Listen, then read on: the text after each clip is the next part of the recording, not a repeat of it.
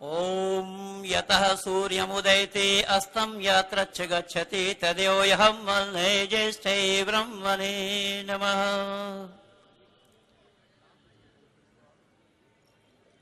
दिल्ली आर्य प्रतिनिधि सभा के माननीय प्रधान जी, भूत और वर्तमान, वैसे भूत मैं भी हूं, घबराइएगा मत, चिपकने वाले भूत नहीं है। दिल्ली आर्य प्रतिनिधि सभा के माननीय मंत्री जी,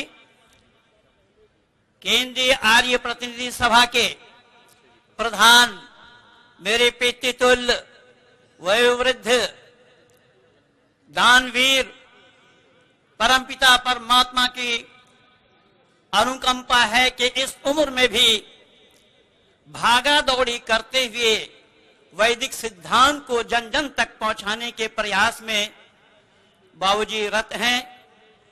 मैं बड़ा ही शुक्रगुजार हूं।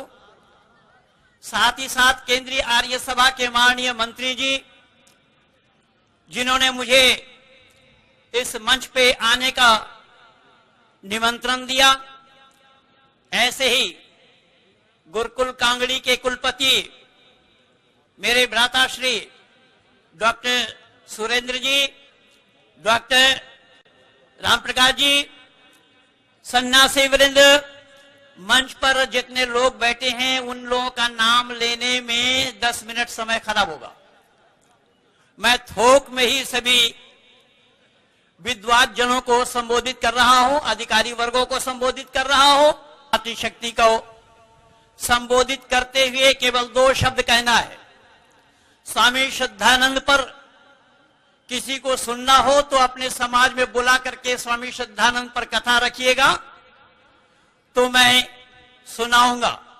लेकिन आर्य समाज तो स्वामी श्रद्धानंद पर कथा, वेद पर कथा तो होती नहीं है, गीता पर ही कर रहे हैं। वो क्यों कर रहे हैं ये मैं नहीं जानता हूं। आइए मैं वस्तु स्थिति पर प्रकाश डाल रहा हूं, क्योंकि मेरी बातों को आर्य समाज के अधिकारियों ने भी जाना न मालूम ये क्या बोल जाए कि जैसे मैं पागल हूं। और पागल हूं कि मैं आज से 30 वर्ष पहले 23-25 दिसंबर को भी लाल किला के सामने ये मंच लगाया हुआ होता था। ये 2 साल से यहां आया है।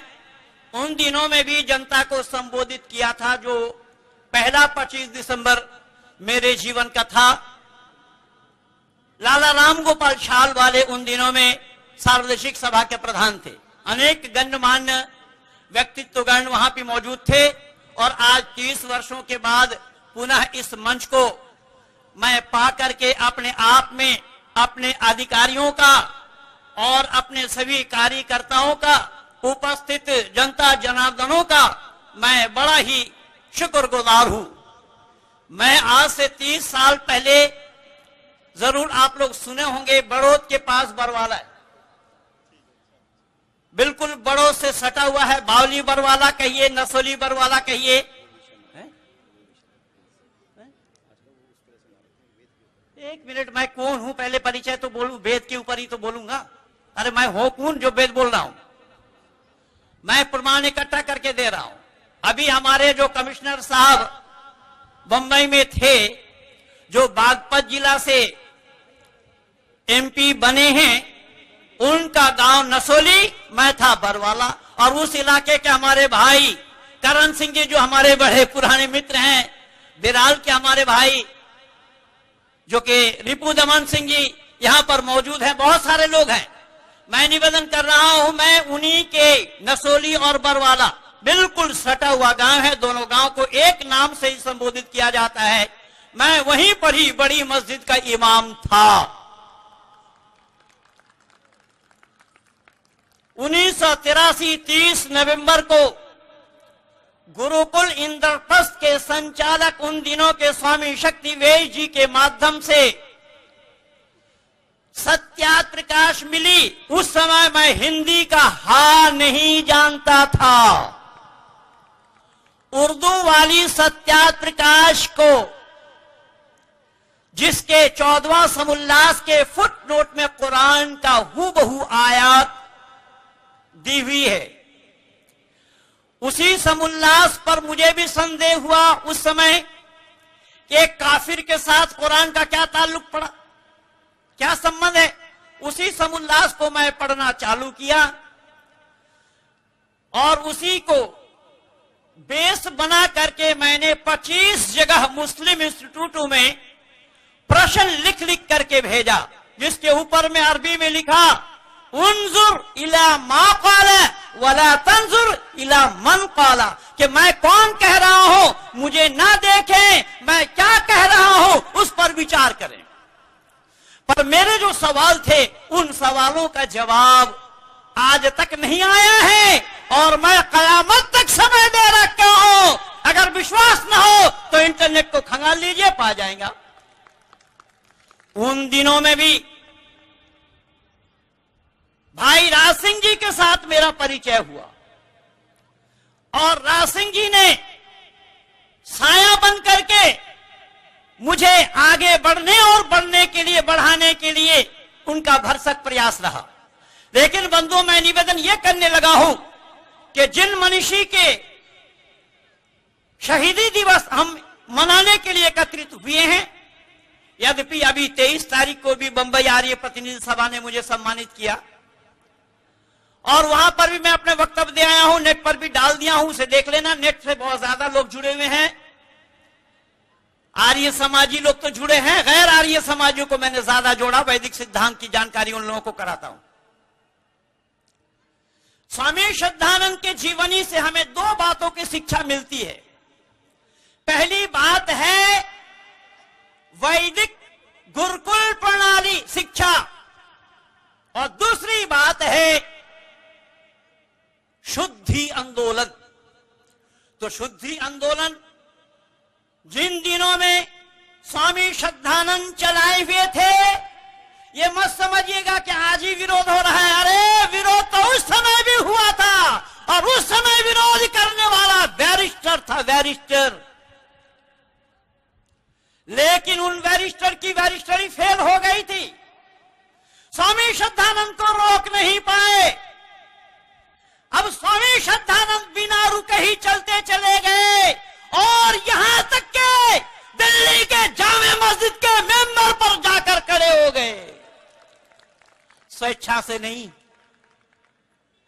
मुसलमानों के बदौलत, मुसलमानों की मेहरबानी से, मुसलमानों के बुलावे पर स्वामी श्रद्धानंद जी जामे मस्जिद के मेंबर पर, जहां पर खड़ा केवल इमाम होता है, इमाम के सिवा दूसरा कोई वहां खड़ा नहीं हो सकता, शब्द पर ध्यान देना, ऐसे मेंबर पर खड़ा हो करके अगर किसी को संबोधित करने का मौका मिला मुसलमानों को मस्जिद के अंदर, तो वह सर्वोपरि नाम स्वर्णिम अक्षरों में इतिहास के पन्नों में लिखा गया है, जिनका नाम स्वामी श्रद्धानंद था। स्वामी श्रद्धानंद जी ने वहां पर हम शब्द को बड़ा लचीला बना करके लोगों के सामने प्रस्तुत किया था। हा से हिंदू, मां से मुसलमान बोला। हमको उन्होंने हा से हिंदू और मां से मुसलमान के हमें मिल करके इन अंग्रेजों के खिलाफ काम करना चाहिए, राष्ट्र और राष्ट्रीयता के प्रचार में हम सबको एक होकर के चलना चाहिए। पर बंधुओं, मैं निवेदन कर रहा हूं कि उन दिनों में जिन बैरिस्टर ने विरोध किया था उनका नाम भी मैं बता देता हूं, जिनका नाम मोहनदास करमचंद गांधी था। भले ही मोहनदास करमचंद गांधी को अभी डॉक्टर साहब बतला रहे थे कि मिस्टर गांधी को महात्मा गांधी बनाया, तथापि मोहनदास करमचंद गांधी ने स्वामी जी का साथ नहीं दिया और स्वामी जी उनके इन छल और कपट को देख करके कांग्रेस छोड़कर अखिल भारत हिंदू महासभा को ज्वाइन किया था। स्वामी जी ने उनसे बताया कि आप हिंदू मुस्लिम एकता चाहती हैं और मैं भी चाहता हूं, लेकिन बीच में दीवार खड़ी करके नहीं, दीवार को ढाना पड़ेगा।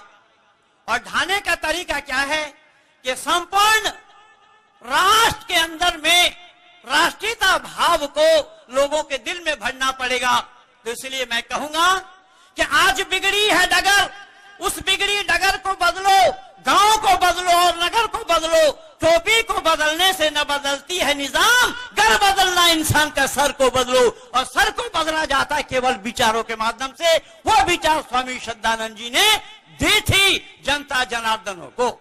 आज मैं केवल एक प्रमाण के लिए आप लोगों के सामने खड़ा हुआ हूं। जब भी संकेत मिल गया है समय समाप्त है, समय मेरा समाप्त है या किसका समय समाप्त है ये मैं नहीं जानता हूं, लेकिन मैं निवेदन कर रहा हूं कि आज मैं ऐसे एक शख्सियत को आप लोगों के सामने उपस्थित करने का मुझे सौभाग्य प्राप्त हुआ है, जो सुप्रीम कोर्ट के वकील हैं, जिनका नाम मंजूर अहमद है।